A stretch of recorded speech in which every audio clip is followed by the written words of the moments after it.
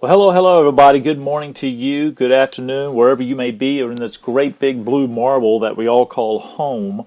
My name is Jay Goff with Legacy Leadership International, and today what I want to come to you and talk to you about is, especially in this age of political battles between parties, and we have so much battles between each other. I was very encouraged by something I heard this morning. It was a post I saw on the NBC Nightly News that had Republican Governor Kasich, and he went to the White House to support something that the president had said, and something that the president had wanted. Now, of course, we all know President Obama is Democrat, and Governor Kasich, who did run for president and did not get nominated by his party, is a Republican. Okay, and so that kind of what he had to say really sparked something in me, and it's something I happened to be speaking with my wife on. I think it was last night. It was late last night, actually, as she is in Dallas right now on business and furthering her education so she can add greater value to other people in her positive psychology. But, you know, it brought to mind something about collaboration, and it's something I always say. So, you know, I tell you what, as a leadership expert, you know, leadership teacher, a coach, a keynote speaker, myself, you know, I believe that leadership is for everyone. Everyone. As my mentor, John C. Maxwell, he says this in almost all of his speeches, and in his book, The 21 Irrefutable Laws of Leadership, he wrote that everything rises and falls on leadership. And he said also in the same book, in fact, it's chapter 2, the second law of leadership is that leadership is influence, nothing more, nothing less. And I believe this to be absolutely true in both cases. I've spoken on my philosophy of collaboration many times in front of many audiences. There were large audiences, small audiences, all the way down to one person to many people. And I have had complete buy-in from everyone that I've shared my philosophy with. You see, I believe that it is an intentional effort to partner with other people, with other parties or denominations, organizations, for the common goal of adding value to each other and to our communities. That will be the ultimate game changer and, of course, lead to our ultimate success as a nation as a whole.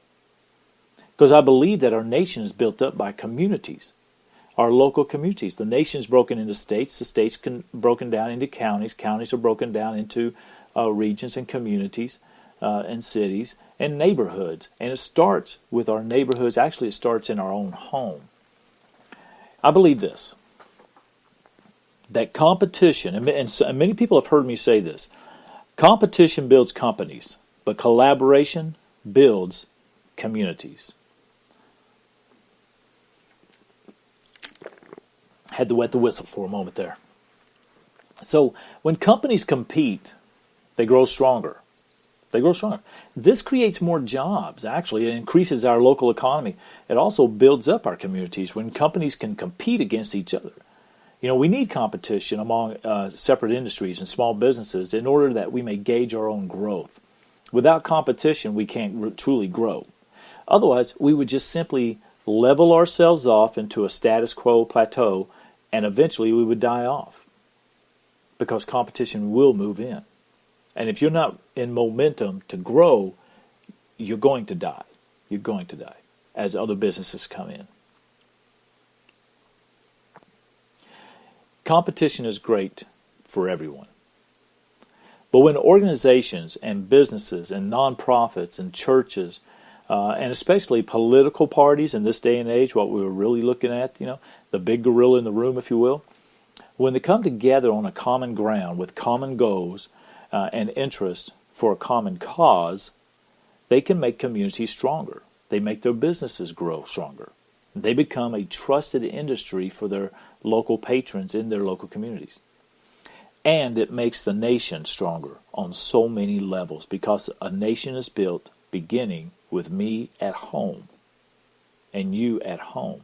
What we do locally will impact a nation. We have to be stronger. We have to be more intentional on what we do on a local level so that we can impact the national level. I think sometimes we leave leadership to others when the truth is leadership is ours to own.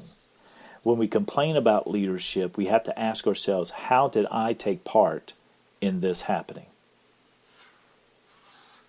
We have to take extreme ownership of our part of this game. Now, when I talk about collaboration, I talk about trusted industry for the local and making stronger organizations and businesses and coming together. I'm not suggesting that we come together with a kumbaya attitude or mentality. I'm not suggesting that we all come together and to an agreement on all issues. We must have diverse thinking. We must have different philosophies and ideologies. That's what creates greatness. That's what makes a nation great. But what I am suggesting, folks, is this, is that it's very dangerous to have the mindset that, in air quotes, my team is great and your team sucks. In other words, my team's better than your team, right? Just for the sake of divisiveness. Now, we have religious organizations and churches that do the same thing. Churches that are saying, my church is better than your church, without explaining why. That's legitimate and valid. We express our own opinions, our own viewpoints, our own perspectives, but it doesn't make it right. Or your church is too traditional, archaic, conservative, right? Or your church is too liberal, it's too new wave. It's a rock concert, okay? We have these complaints about other people, but yet we think that we are right in our own belief systems. We see that with our sports teams. I've heard this yesterday, as a matter of fact, right? Because I'm a Cowboys fan.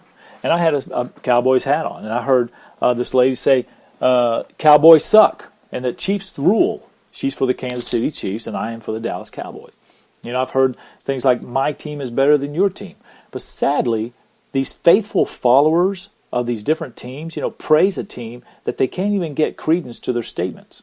They can't give any credence to the statements, validity and legitimacy to the statements that they make regarding anything as far as solid stats. I mean, who is the quarterback? Even. Sometimes they can't even tell you that. Can they tell you who the defensive linemen are? Can they tell you who the center is? Can they tell you who got put on the injury list? Maybe they can, maybe they can't.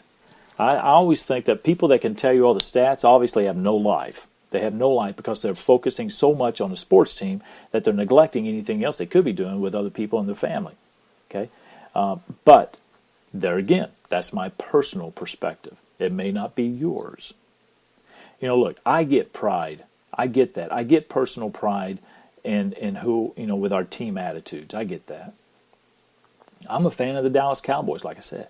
But you know what? I couldn't tell you everything there is to know about my team, nor could I say with any absolute confidence and evidence to prove that your team sucks, right? So why do we do this with the Democrats and the Republicans or the political parties? There are things that I don't like, nor agree with either candidate that we have to choose from, Clinton or Trump.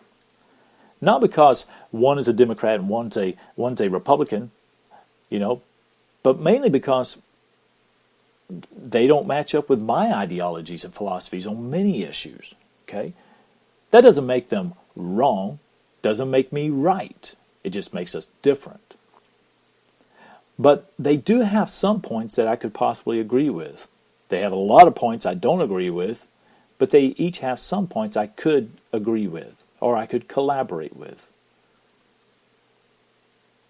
I feel the same way about either candidate.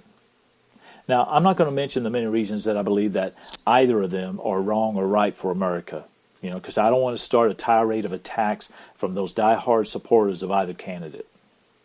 So that's not what this is about.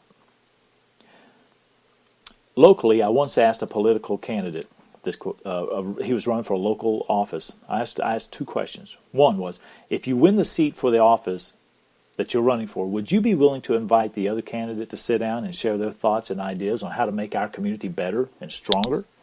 And then the other question I asked was, if you don't win the seat, would you be willing to collaborate with the winner and work to build a better and stronger community? My reason for asking this question is this. As I mentioned before, as a leadership expert, coach, and trainer, I'm the founder of Legacy Leadership International. I'm an alumni of the John Maxwell team and a retired U.S. Army senior leadership instructor, as well as a leader on several platforms. I know leadership, and I know leadership means that I have to surround myself with people who don't think like me, who don't have the same ideologies or philosophies, so that we can make a more well-rounded team. I'm convinced that people who are courageous enough to step up, sign up, and show up to make a difference come with a passion for change and growth. Otherwise, they never would have stepped up. They come to the table with great ideas and a heart of service, regardless of what their party affiliation may be. There is no idea too small and no person too great. I heard Zig Ziglar say this once, said that if you are the smartest person in the room, you need a new room. Okay? I've also heard it said that the best idea in the room wins. That means it's not going to come from the CEO, essentially. It's not going to come from the head cheese sitting at the head table. That idea could come from the CEO. It could. It could come from mid-management. It could come from a clerk. It could even come from the person who cleans up your office. Never, never disregard the intelligence and contribution that others can contribute when given the chance to do so. Ask questions. Ask questions of the bottom line people. No matter where and who that information comes from, it's valuable information because it's something that they believe in and it impacts their life.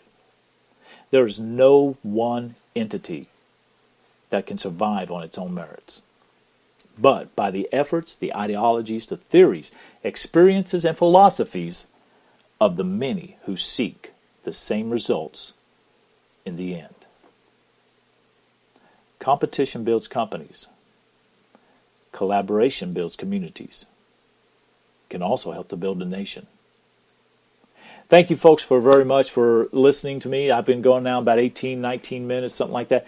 And thank you so much. Hey, listen, what can we do to collaborate, to come together, to make our communities, let's start just there, make our communities stronger, our churches stronger, our homes stronger. And that, my friends, can impact a nation if we start at home. I'm Jay Goff with Legacy Leadership International. Hope to catch you again next time. And meanwhile, have a fantastic week. Go out there and make somebody smile this week. Chances are they probably need it. Thank you. God bless you.